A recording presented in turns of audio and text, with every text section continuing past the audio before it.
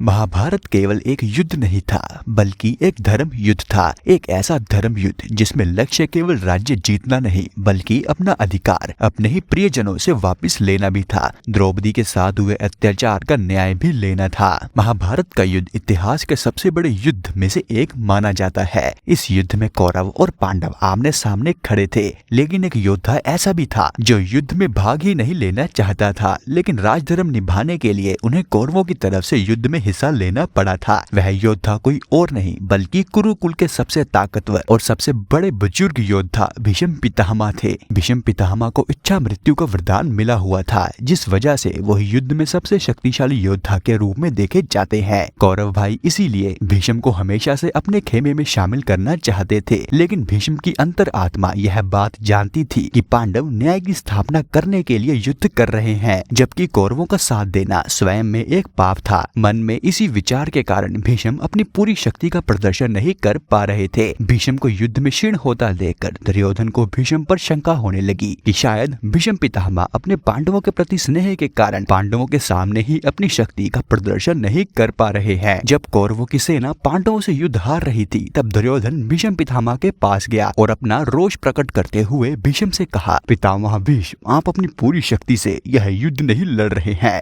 क्या आप अपनी हस्तिनापुर की रक्षा के लिए खाई हुई सौगंध को भूल तो नहीं गए? यह सुनकर भीष्म पितामह को बेहद गुस्सा आया और उन्होंने तुरंत 5 सोने के तीर लिए और कुछ मंत्र पढ़े। मंत्र पढ़ने के बाद उन्होंने दुर्योधन से कहा कि कल इन 5 तीरों से वह 5 पांडवों का अंत कर देंगे और कौरवों को जीत दिला देंगे। भीष्म की यह बात सुनकर दुर्योधन को भीष्म पितामह पर विश्वास नहीं हुआ और दुर्योधन ने भीष्म पितामह से वह 5 तीर ले लिए और कहा कि वह कल सुबह इन तीरों को युद्ध में वापस लौटा देंगे। जब श्री कृष्ण को भीष्म के 5 तीरों के बारे में पता चला, तो उन्होंने अर्जुन को वह घटना याद दिलाई जिसमें अर्जुन ने दुर्योधन के प्राण एक गंधर्व से बचाए थे। उस समय दुर्योधन ने कहा था, तुम मुझसे बदले में कोई भी कीमती चीज मांग सकते हो, लेकिन अर्जुन ने उस समय कुछ भी नहीं मांगा था। लेकिन अब श्री कृष्ण की बात मानते हुए अर्जुन ने दुर्योधन के पास जाकर उसे अपना वचन याद दिलाया और उससे वह भीष्म द्वारा दिए गए 5 सोने के तीर मांग लिए। एक क्षत्रिय का वजन रखने के लिए दुर्योधन ने भीष्म के वह 5 सोने के तीर अर्जुन को दे दिए। इस तरह श्री कृष्ण की युक्ति से पांडवों के प्राण बच गए।